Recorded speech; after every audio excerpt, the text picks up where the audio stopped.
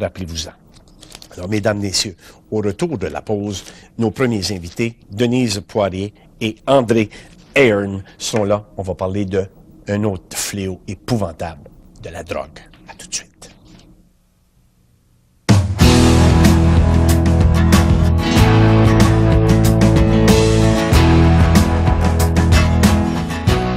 Oui, on en parle, on va en parler. Je parlais avec les gars tantôt, Mark Maguire, tu sais, une année, il a des bras gros comme ça, 2 ans après, il a des bras gros comme ça. Eh bien, pour nous en parler, mesdames, messieurs, il est directeur adjoint à l'expansion de Narcanon. C'est André Ahern qui est avec nous. André, bienvenue à l'émission. Enchanté, ça me fait plaisir. Le plaisir est le nôtre. Mon cher André, pourquoi autant de drogue dans notre société? Parce que moi, je définis toujours, je dis aux gens quand je donne une conférence, André, vive la BCDE de la vie. Les gens disent, c'est quoi, Doc, ça? Ah ouais, c'est quoi? J'ai dit, c'est ça qui mène le monde. L'argent, la boisson, les bébelles, les condoms, la drogue et l'entertainment, ce qui fait que la diversion chez les gens et ce qui les fait, le divertissement. OK. Est-ce que j'ai tort? Totalement raison. Je sais que nous, par séquence, des fois, on met la drogue en premier, comme fléau, c'est sûr. Puis, un point qu'on a observé 100% des cas des gens qui viennent chez nous, des toxicomanes, c'est qu'à l'origine, à la base de tous, chacun sans exception, avait un certain problème. Ça pouvait être disons, un inconfort physique, comme une douleur, un accident, ou ça pouvait être un inconfort émotionnel. Quelqu'un avait peur de quelque chose. Puis, il recherchait de l'aide ou il essayait d'éliminer ça, mais il n'y avait pas de solution. Puis, il est allé vers la drogue pour avoir une solution.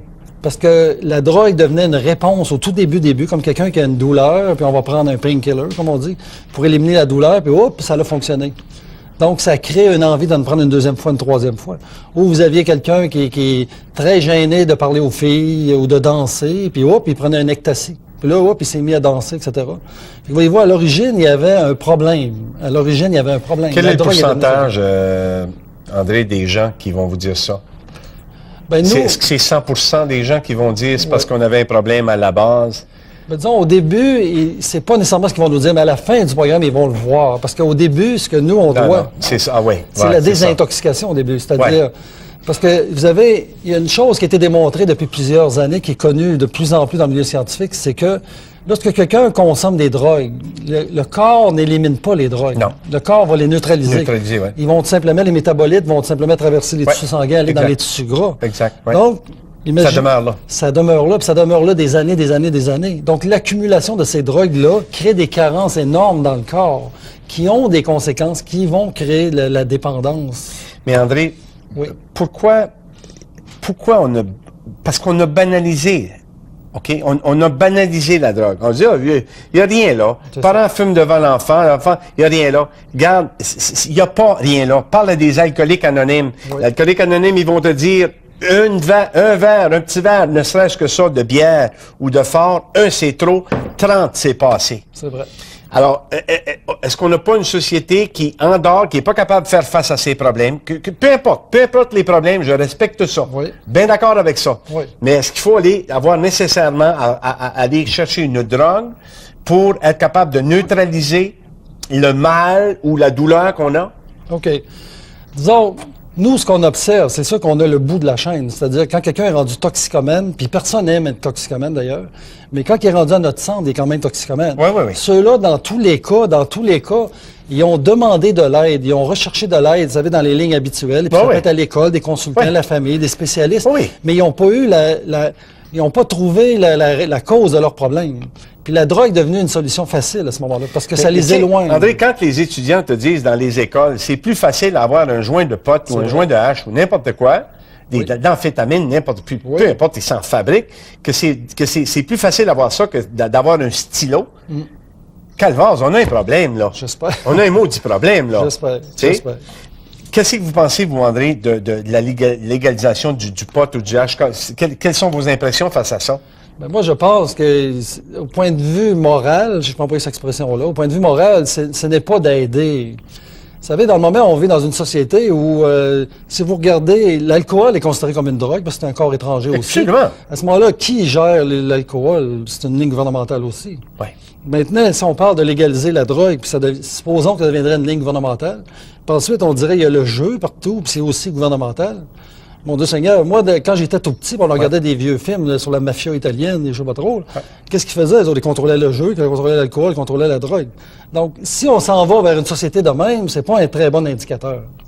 C'est même très pauvre, hein? C'est pas l'image que moi j'aime projeter à mes petits-enfants et tout, c'est ça. Parlez-nous de Narconon, André. Oui, Narconon. Narconon, c'est quoi? Oui. Mais disons, mot à mot, Narconon, ça veut dire non aux drogues, non aux narcotiques. Ça représente à la fois un centre, ça veut dire un centre résidentiel de désintoxication, de réhabilitation. Et ça représente aussi un réseau international qui s'appelle Narconon. C'est établi depuis combien de temps, ça? Disons, les premiers Narconon, c'est depuis 1966. Le premier Narconon à Los Angeles. 66, Los Angeles, en 66, OK? Puis, comme nous, le Narconon de Trois-Rivières, c'est le plus en avance, on peut dire, le plus développé au Canada. Au Canada. Pourquoi, André? Parce que, vous savez, la méthode Narconon, quelle que soit notre spécialité, comme moi, je pouvais être biochimiste, biologiste, par exemple. Oui. Mais quand j'arrive à Narconon pour aider selon la méthode Narconon, je dois être formé selon la méthode Narconon parce qu'elle est exclusive à Narconon. OK. Nous, avec la désintoxication par ces méthodes de vitamines, minéraux et sauna, on élimine les drogues. Il y a une grosse part du succès qui est associée à ça, c'est sûr. La durée de ça, André, c'est quoi? La durée d'une vraie désintox? 3 à 5 mois. 3 à 5 mois. Oui, oui. Qui fait appel chez vous, André? Est-ce que c'est des gens dans tous les secteurs, tous les domaines? Est-ce que c'est autant alcoolique que narcomane à aller jusqu'à ceux qui vont consommer quoi que ce soit, là? Oui. Disons, on peut regarder le profil, si vous voulez. Le profil, c'est de 25 à 32 ans. On parle de désintoxication, André. On parle d'alimentation, on parle de vitamines, on parle de minéraux, on parle de bains sauna et de choses pour faire transpirer les gens et ces choses-là. Qu'est-ce qu'on donne à ces gens-là au point de vue mental, André? Qu'est-ce qu'on leur offre à ces gens-là? Est-ce que vous avez des professionnels qui viennent? Parce qu'en fait, quel est l'élément majeur, André Aaron, que vous remarquez chez un... OK, on peut pas trouver d'aide, on regarde. Oui. Faut le dire vite. On veut aller chercher de l'aide, on veut s'en sortir. Quel est ce qui ressort pour vous, André, parce que vous en voyez plusieurs? Oui, tous les jours. Quel est l'élément majeur qui ressort chez ces gens-là qui vous frappe le plus? Okay. Qui a créé leur problème, en fait. Oui. Un toxicomane, lui, il a un problème de drogue. À un moment donné, il dit, OK, ça fait, moi, je vais arrêter la drogue. Il prend la responsabilité. Oui. Mais il y a de la difficulté à se contrôler. Oui. Parce que d'abord, biochimiquement, à cause de la drogue accumulée dans son corps. C'est pour ça qu'on appelle ça dépendance. Voilà. Puis aussi, le contrôle des images de son mental. Donc, il n'y a pas le contrôle. Puis aussi, des fois, il n'y a pas la connaissance. Il ne sait pas quoi faire.